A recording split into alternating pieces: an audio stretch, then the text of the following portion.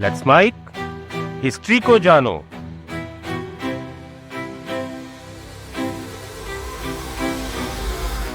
आप में से बहुत सारे लोग सुबह उठकर कॉफी जरूर पीते होंगे। नो हेट टू चाय लवर्स, लेकिन दुनिया भर में अरबों कप कॉफी सुबह सुबह पी जाती है। लेकिन क्या आपने कभी सोचा है कि ये जो ब्लैक कॉफी है, जिसको लेकर हर दिन आप रील देखते हो कि ये लीवर के लिए अच्छी है, ब्रेन के लिए अच्छी है और पता नहीं क्या क्या इसके बेनिफिट दिखाए जाते हैं, असल में इस कॉफी का इंडिया से क्या रिलेशन है? अगर आपको लगता है कि कॉफी को लाने का काम भारत में अंग्रेजों ने किया था, तो दोस्त पूरी तरह से गलत हुआ। कॉफी का भारत में आना अपने आप में एक लेजिट चोरी थी। जी हाँ, अगर ये चोरी नहीं हुई होती तो आज साउथ इंडिया में ये कॉफी नहीं उग रही होती। और ये चोरी भी किसी राजा या किसी चोर ने नहीं की, बल्कि एक सूफी संत ने की थी।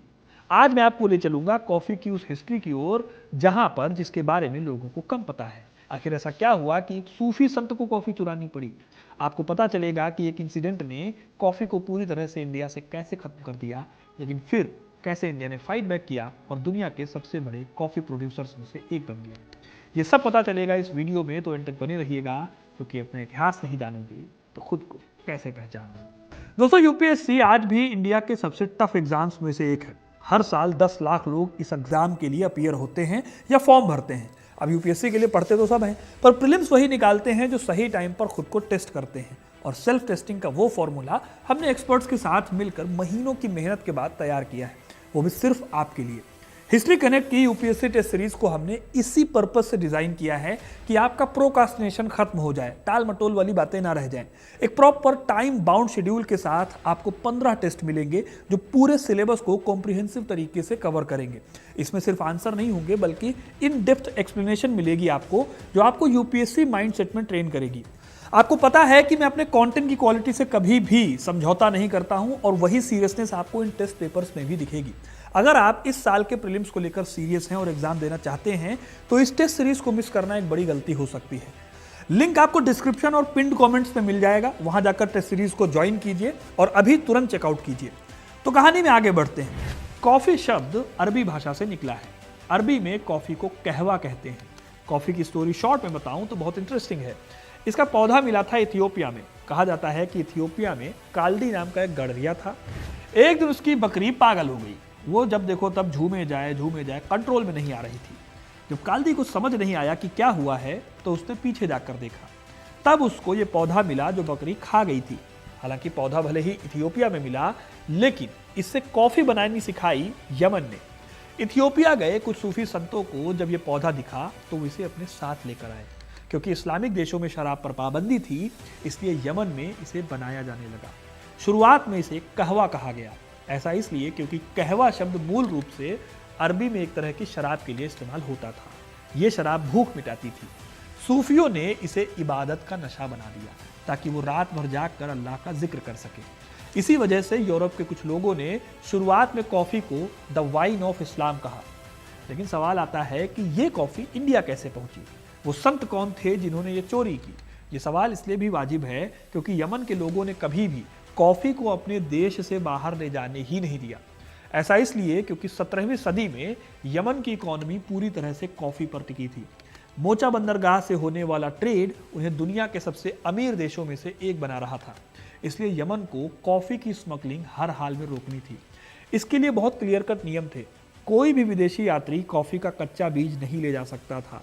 इसको इंश्योर करने के लिए बंदरगाह पर हर एक आदमी की बहुत ही ज़्यादा सख्त तलाशी ली जाती थी। जो कॉफ़ी एक्सपोर्ट होती थी, उसे यमन के लोग या तो भून देते थे या उबाल देते थे, ताकि उसे ज़मीन में डालकर उगाया ना जा सके। कच्चा बीज बाहर ले जाना यमन से मौत की सज़ा के बराबर था। अरब के व्यापारी जानते थे कि अगर ये बीज कहीं और उग गया तो उनकी पूरी इकॉनमी ढह जाएगी। लेकिन इस खतरे के बीच एक ऐसा इंसान था इंडिया का, जिसने यमन के पूरे सिक्योरिटी सिस्टम को चकमा दिया और कॉफी के 7 बीज लेकर वो भारत आ गए। इन शख्स का नाम था बाबा बूदन।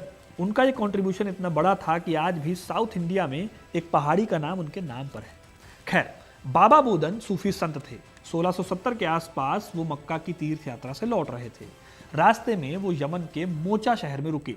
यहाँ उन्होंने पहली बार कहवा पिया और उन्हें लगा कि ये ब्लैक मेडिसिन भारत के लोगों के लिए बहुत ज़्यादा फायदेमंद होगी। लेकिन बाहर कड़ा पहरा था, तो इसको लेकर कैसे जाया जाए?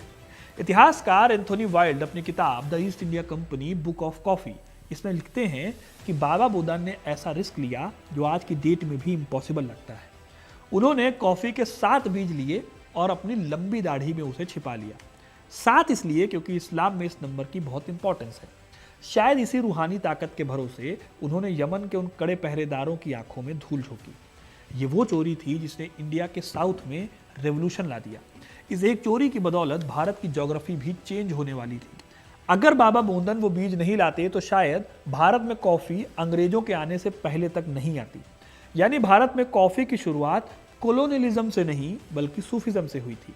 जब बाबा बुदन भारत लौटे और चिकमगलूर की उन ऊंची पहाड़ियों पर पहुंचे जिन्हें आज हम बाबा बुदन गिरी के नाम से जानते हैं, तो उन्होंने उन 7 बीजों को मिट्टी में गाड़ दिया।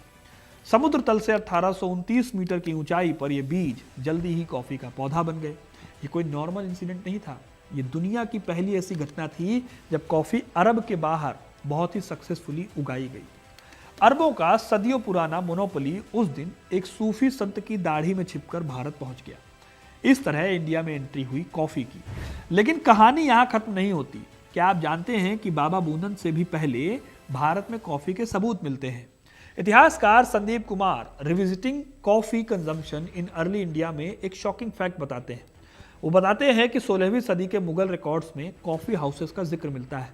शाहजहानाबाद यानी आज की पुरानी दिल्ली की गलियों में लोग शाम को इकट्ठा होकर कॉफी पीते थे और पॉलिटिक्स पर डिस्कशन करते थे। उस दौर के मशहूर यात्री एडवर्ड टेरी ने 1616 में लिखा था कि यह काला ड्रिंक डाइजेशन में मदद करता है और खून को साफ रखता है। यानी कॉफी भारत में पहले एक एलीट ड्रिंक के तौर पर आई थी और बाबा बुदन ने उसे फिर एक फसल बना दिया। जाहिर है कि कॉफी का इस्तेमाल भले ही बाबा बुदन से पहले हो रहा था, लेकिन बाबा बुदन ने इंडिया में इसको उगाना सिखाया। इससे पहले कॉफी इंपोर्ट होती थी। खैर, 17वीं सदी के आखिर में डच ईस्ट इंडिया कंपनी की नजर भारत के मालाबार कोस्ट पे पड़ी। ये लोग ट्रेडर्स थे। उन्होंने देखा कि इंडिया की मिट्टी में कॉफी को उगाया जा सकता है और वहां पर लोग कॉफी को उगा भी रहे हैं। समरसेट प्लेन की अपनी किताब सदर्न इंडिया से पता चलता है कि डच लोगों ने ही भारत से कॉफी का पहला कमर्शियल एक्सपोर्ट शुरू किया। उन्होंने लोकल किसानों को उकसाया कि वो अपने बागों में काली मिर्च और इलायची के साथ साथ कॉफी को भी उगाएं। यहीं से कॉफी का वो सफर शुरू हुआ जिसने उसे एक गार्डन क्रॉप से हटाकर एक ग्लोबल कमोडिटी बना दिया। जैसे जैसे 18वीं सदी बीती और British east India company India पर कंट्रोल जमाने लगी, वैसे वैसे कॉफी का भी टाइम बदलता रहा। ब्रिटिशर्स के लिए कॉफी सिर्फ एक ड्रिंक नहीं थी, बल्कि एम्पायर के एक्सपेंशन का एक जरिया था। 1820 के दशक में J.H. जॉली नाम के एक अंग्रेज ने मद्रास प्रेसिडेंसी से जमीन की मांग की ताकि वो बड़े पैमाने पर कॉफी के बागान लगाए। फिर यहीं से साउथ इंडिया के वेस्टर्न घाट का डिस्ट्रक्शन हुआ और रिफॉर्मेशन शुरू हुआ। वायनाड, नीलगिरी और शेवराय की पहाड़ियों को साफ किया गया। वहां मीलों तक कॉफी के पौधे लगा दिए गए। यमन, जहां से कॉफी आई थी, वो सीन से लगभग गायब हो रही थी। खैर, फिर आता है वो साल जिसने भारत के कॉफी इतिहास को हमेशा के लिए 2 हिस्सों में बांट दिया। ये साल था 1870। इस साल एक मिस्टीरियस बीमारी फैली। इस बीमारी ने कॉफी के बागानों को तबाह कर दिया। इस बीमारी को लीफ रस्ट कहा गया।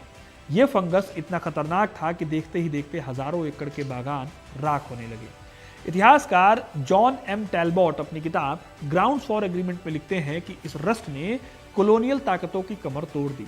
श्रीलंका ने तो इस हिसाब से अपनी कॉफी ही छोड़ दी और चाय की तरफ मुड़ गया, लेकिन भारत ने हार नहीं मानी। हालांकि यहीं से भारत में चाय प्रोडक्शन की शुरुआत भी मानी जाती है। अगर आप कहें तो उस पर भी एक वीडियो हम अलग से ले आएंगे, कमेंट में बताइएगा। खैर, 1870 के इस अटैक से कहानी में एक नया ट्विस्ट आता है। अराबिका की जगह रोबस्टा कॉफी आती है। बाबा बुदन जो कॉफी लाए थे वो अराबिका थी।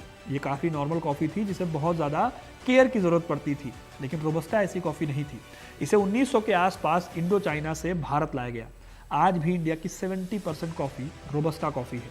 हिस्टोरियंस मानते हैं कि यह कॉफी इंडिया के नेचर के हिसाब से काफी सही साबित हुई। अब दुनिया भर में कॉफी के बागानों पर अटैक हो रहे थे। श्रीलंका जैसे देशों में कॉफी का प्रोडक्शन खत्म हो गया। तब भारत ने अपनी फसल बदलकर कॉफी प्रोड्यूसर की पहचान को बचाए रखा। यही वो दौर भी था जब कॉफी अमीरों की टेबल से निकलकर गरीबों तक भी पहुंचने लगी। रोबस्टा कॉफी से ही आगे चलकर साउथ इंडिया में फिल्टर कॉफी का जन्म हुआ, जो आज भी साउथ इंडिया की पहचान है। 1911 की एनसाइक्लोपीडिया ब्रिटानिका बताती है कि 1910 तक भारत में 2 लाख एकड़ से ज्यादा जमीन पर कॉफी लहलहा रही थी और इसका लगभग सारा हिस्सा इंग्लैंड भेजा जाता था। खैर, कॉफी की हिस्ट्री में वर्ल्ड वॉर का भी एक चैप्टर है। फर्स्ट वर्ल्ड वॉर और सेकेंड वर्ल्ड वॉर जब हुए तब कॉफी मार्केट में इसका बहुत बुरा इंपैक्ट पड़ा। यूरोप के रूट अभी बंद हो गए और भारतीय किसानों के पास कॉफी का ढेर लगा था। इस दौरान कोई भी कॉफी को खरीदने वाला नहीं था, क्योंकि ऑफ कोर्स हर देश को हथियार बेचना था। इसी क्राइसिस से निपटने के लिए 1942 में बनाया गया कॉफी एक्ट। इस एक्ट के तहत एक कॉफी बोर्ड बनाया गया। यह ऐसा सिस्टम था जहां सरकार सारी कॉफी खुद खरीदती थी और फिर उसे बेचती थी। इसी बोर्ड के तहत देश भर में कॉफी हाउस बनाए गए, जहां पर काफी कम रेट में कॉफी दी जाती थी। आज भी उस बोर्ड से चलने वाले करीब 400 कॉफी हाउस चल रहे हैं। इनफैक्ट आज़ादी के बाद 1990s तक ये सिस्टम चलता रहा। लेकिन क्या आप जानते हैं कि इन इंडियन कॉफी हाउसेस का देश के डेवलपमेंट में कितना बड़ा रोल था? क्रिस्टिन विक्टोरिया पेलिस की किताब ब्रूइंग रेजिस्टेंस से पता चलता है कि 1957 में जब कॉफी बोर्ड ने कई कॉफी हाउसेस को बंद करने का फैसला किया तो वहां के वर्कर्स ने सहकारी समितियों का गठन किया। ये कॉफी हाउस सिर्फ कॉफी पीने की जगह नहीं थे, ये विद्रोह का सेंटर थे। 1975 की इमरजेंसी के दौरान दिल्ली और कोलकाता के कॉफी हाउसेस में बैठकर इंटेलेक्चुअल्स और क्रांतिकारी इंदिरा गांधी की सरकार के खिलाफ प्लान्स बनाते थे। पेलिस लिखती हैं कि कॉफी हाउस भारत के उस पब्लिक स्फेयर का हिस्सा थे जहां डेमोक्रेसी को हर रोज एक नई लाइफ मिलती थी। आज के मॉडर्न कैफे के शोर में हम अक्सर उस गंभीर विमर्श को भूल जाते हैं जो कभी इन लकड़ी की मेजों पर होता था। 1990 के दशक में जब न्यू इकोनॉमिक पॉलिसी आई तो भारत में कॉफी का फ्यूचर और बदला। लिबरलाइजेशन ने कॉफी बोर्ड की मोनोपोली को खत्म कर दिया। अब किसान अपनी कॉफी सीधे दुनिया को बेच सकते थे। जो प्रोडक्शन 1971 में सिर्फ 68,000 टन था, वो 2010 तक 3 लाख टन पार कर गया। लेकिन फिर इस तरक्की के साथ एक नई चुनौती भी सामने आई, आधुनिक गुलामी और बिचौलिए। चट्टोपाध्याय के 2007 का एक विश्लेषण या स्टडी बताती है कि एक्सपोर्ट बढ़ रहा था लेकिन छोटे किसानों तक उसका मुनाफा नहीं पहुंच रहा था। आज इंडिया में 98% कॉफी प्रोड्यूसर छोटे किसान हैं जिनके पास 2 हेक्टेयर से भी कम जमीन है।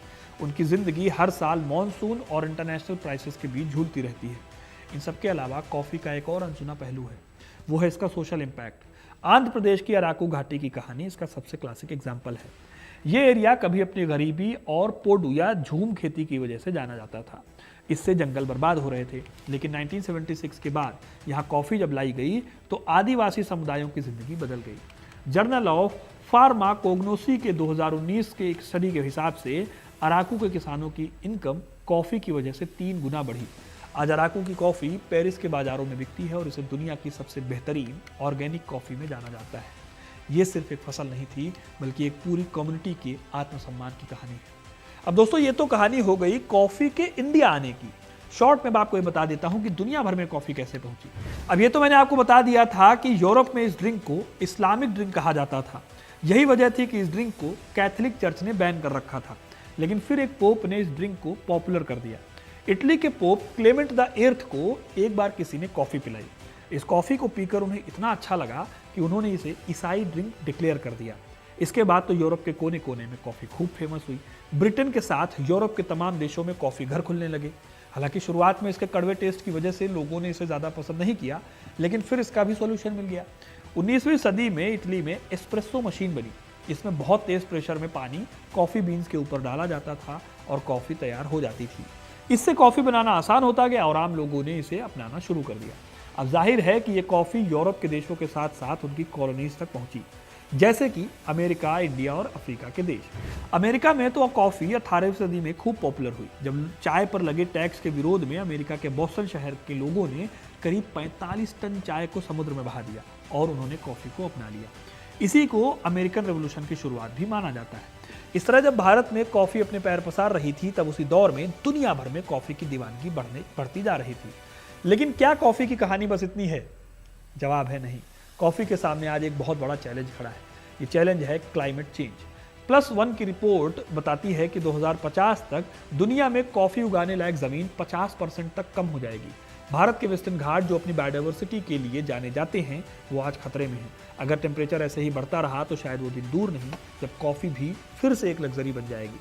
हिस्टोरियन AR वेंकट चलपति अपनी प्रसिद्ध किताब in those days there was no coffee में एक बहुत ही इंटरेस्टिंग कल्चरल लॉजिक देते हैं।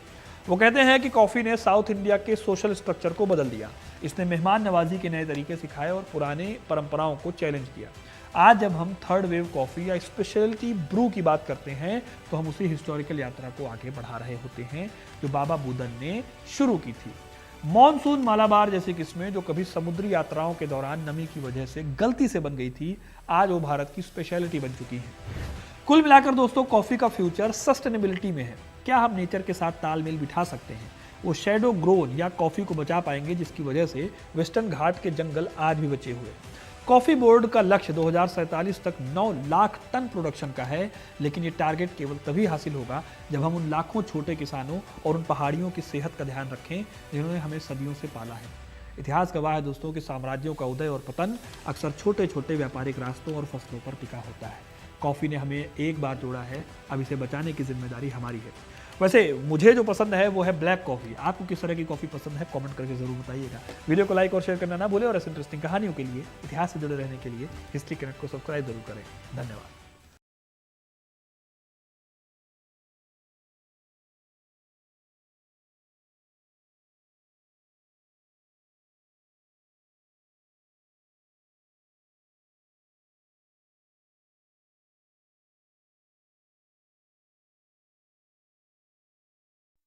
आप सुन रहे थे let's smile more than radio.